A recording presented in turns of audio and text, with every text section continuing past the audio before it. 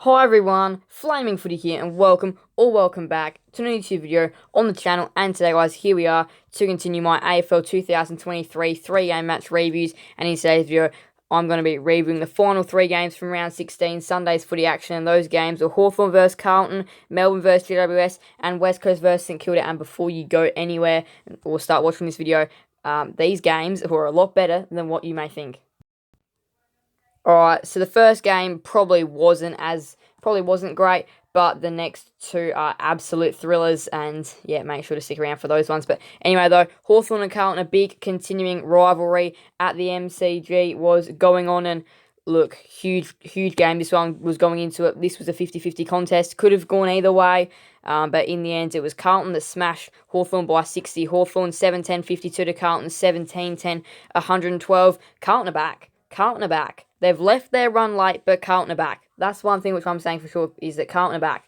And it's taken them a long time. They were having a tough patch of fixturing throughout like those rounds 8 to 14 or whatever it was, or 8 to 13, whatever it was. But look, they've got they've got some tough games still to come in their draw home, but they've also got some really winnable games as well. So, look, finals isn't out of the equation, which we're going to go through the ladder and that later. We'll be able to have a nice little look at that. But look, again, everything would have to go their way there to make finals. They are still a mathematical probability, though. But yeah, disappointing effort here from the Hawks. They were held goalless to half-time. They had 0-5 at half-time compared to the Blues, who had 8-7 in the third quarter. 5 goals to 3. So the Hawks, they came back and probably were closer than what they really should have been at three-quarter time. Then the final quarter, 6 goals to 2. And Carlton ended up walking away with probably a win that they deserve, probably a margin that most fans would be happy with as well, because you just felt like 30-40 probably wasn't enough due to their domination, but 60 is definitely a right margin for them. 118 fancy for Mackay, 114 for Chera, 113 for Doherty, 113 for Akers as well. Those players were all really good today. 3 goals for Curnow and Martin, 2 goals for Mackay, Fergus Green, Bruce, Lewis, Cunningham, Chera. Disposals now 28 for Ward, 28 for Cripps as well, 27 for Chera, 26 for Warple, 26 for Day and Doherty as well. Marks now 9 for Curnow, 9 for Kemp, 9 for Wiedering, 8 for Sarden, Mackay. Tackles 8 for Akers, 7 for Newcomb, Meek, Fogarty, Chera and Walsh. Hit out 32 for Meek, 29 for Reeves. So again, Carlton, with De Koning being out late, didn't have a recognised ruckman in this game. So Hawthorn did have the advantage there, and that's probably one of their only advantages they had throughout the game. 12 for Silvani. So then, yeah, 32 hit outs Meek, 29 Reeves, 14 for Young, 12 for Silvani, and then 1 for Harry Mackay. Team stats now, where it was only +6 inside 50s to Carlton in the end. I mean, Hawthorn were having their chances, but just not scoring enough. And still, they did kick plenty of behinds when they went inside 50, especially earlier on in the game. Again, that hit out that was probably one of the only real areas that Hawthorn did win as well. They did win centre clearances as well, but Carlton won stoppage clearances. The Blues both won contested and uncontested footy. They won marks, and marks inside 58 to 20, so plenty of marks inside 50 there for the Blues, and they also won marks 84 to 107 and contested marks 6 to 12. They led for most of the game. They laid +7 more tackles, but look, in the end, really good performance here from Carlton. Keeps them mathematically in the frame of things, and they're looking all right here. But yeah, it's Carlton by 60. Alright, now to the Sunday Channel 7 game, and this one was a very interesting game to say the least. But yeah, it was at TIO Traeger Park in Alice Springs, Melbourne's one-off game in Alice Springs every year. And look, Alice Springs, it was raining and it was cold, a very unusual temperature, and a very unusual looking day for Alice Springs for sure. But yeah, it was the Giants by 2 in a huge upset, the upset of the rounds.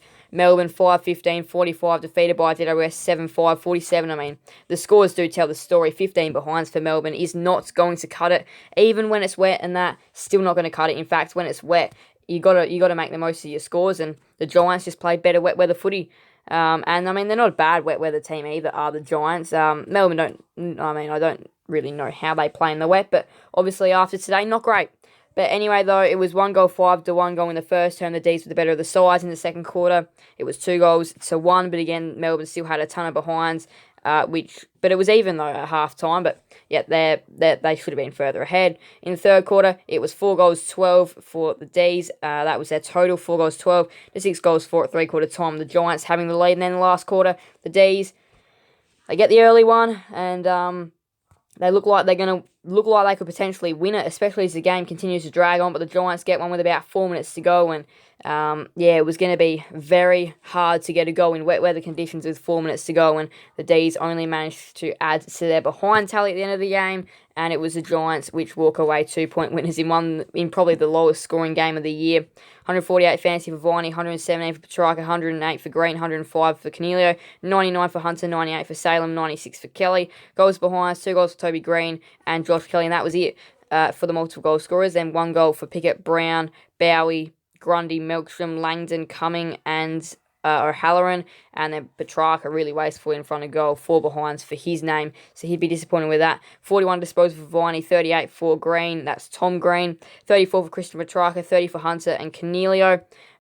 8 for May and Haynes, tackles, 8 for Taylor, 7 for Viney, Bedford and Buckley, hit-outs, 20 for Briggs, 17 for Gorn, 16 for Grundy, 4 for Keith, 1 for Ben Brown. Team stats now is a domination of inside 50s for Melbourne, 73-46. They should be winning with a number like that. It is a smaller ground, but they should be winning with a number like that, having plenty of opportunities as well. Clearances, they were getting first use of the footy, 47-28. Clearances, 14-2. Centre clearances, 33-26. Stoppage clearances. These are stats which set you up for a win. They won contested ball. They won uncontested footy as well. They won marks, 68-65, 6-4 contested marks. They won intercepts. They won marks inside 50 in a low scoring count, 5-3, but they still won that area. They were in front for a little over half the game. They laid way more tackles inside 50, 17-5, despite the Giants laying more tackles. They won just about everything that would set you up to win this game of football. But no, they still managed to lose it. They lose it by 2 to the Giants in a huge upset of the round. Alright, and now to the game which wrapped up not too long ago, West Coast versus St Kilda at Optus Stadium. This was your almost kind of game here for West Coast. It was the almost result. They almost got the job done, but after half-time, in all honesty, very disappointing, including in that last quarter, which just was enough for a good side, the Saints, to come back and win. And huge result this in the works of top 8, because you feel like if they lost this, they'll probably miss out on the top 8, but the win here is oh so important for their year. It's an 8-point win. It's West Coast 12-5, 77 to St Kilda 12-13, 85. The Saints win by 8 in the end, and look, really good game of footy here, and West Coast did lead for most of it. The Saints started off with the first goal of the game, but then at the end of the first quarter, especially in that second quarter, in all honesty, it was 4-3 at quarter time. Second quarter, 5-2. West Coast are up by over 30 at stages in that second term, and you feel like, you almost go there, they'll win, but look, the Saints are obviously going to come back, as we know, and, well, come back they did. In the third quarter, they started off really strongly. They kicked the first 1, 2, 3 of the quarter, which made it 4 in a row due to their one late in the second term. Then the Eagles go back 1, 2, 3 more, so showing a bit of class, kicking 3 goals back to extend that margin to about 20. Then the Saints come back, they kick the next 1, 2, 3, including the first of the last quarter.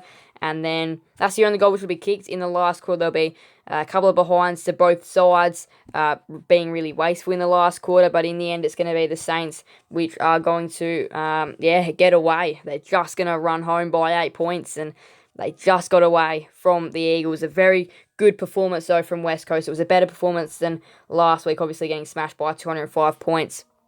It was a step in the right direction, especially back at home with their fans who got heavily involved in this game, and it was that almost result. Next week they're playing Brisbane at the Gabba, unfortunately enough for them, because it'll probably be 1 step forward this one, maybe 2 step backwards next game. But look, very good performance here by West Coast, just couldn't quite get over the line, but credit to the Saints, though, who were the better side after half-time. They came out better in the second half.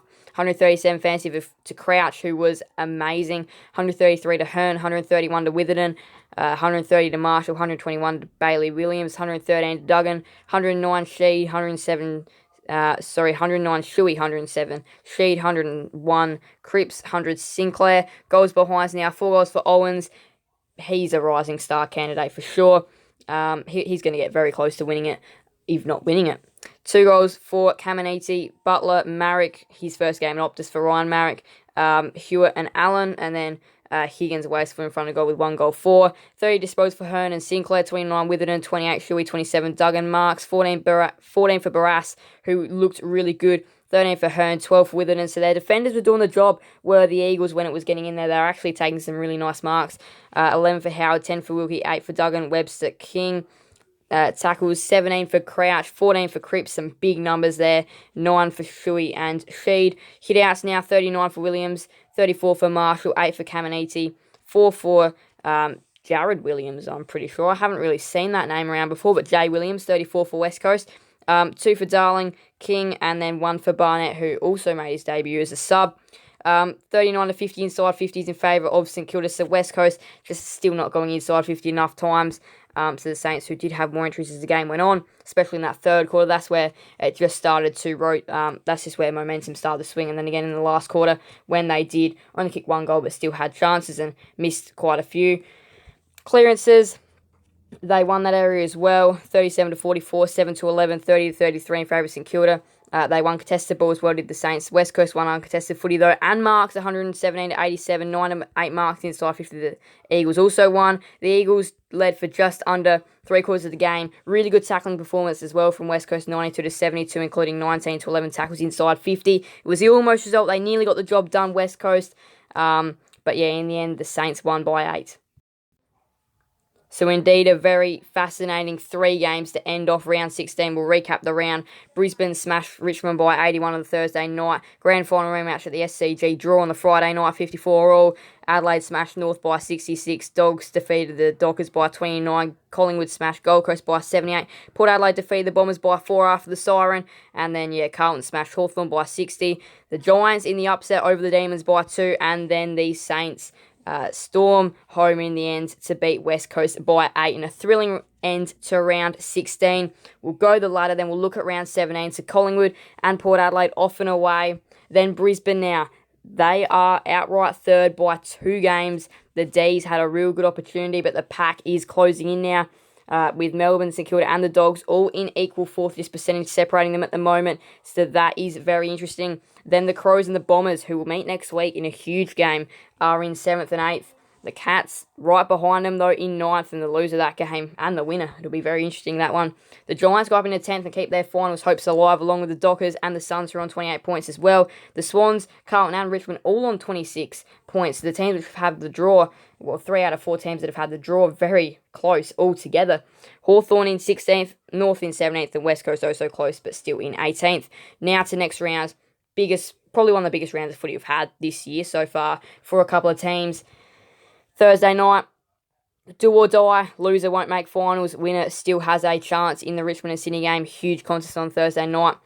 Top clash here Friday night, 6th versus 1st, Dogs and Pies, Marvel Stadium Friday night. First game Saturday, Brisbane and West Coast, then the Saturday twilight game, Giants and the Hawks, Saints and the Demons in what will be a crucial clash still on the Saturday night, 5th versus 4th, and then Port Adelaide and Gold Coast in the second Saturday night game. Sunday, Geelong and North kicks off the action at GMHBA. And then to probably the biggest game of the rounds, or one of the biggest games of the round, probably Essendon and Adelaide and Richmond Sydney both will take the cake for biggest game of the rounds. Essendon and Adelaide, Sunday, Channel 7 game at Marvel, 8th versus 7th, huge contest there.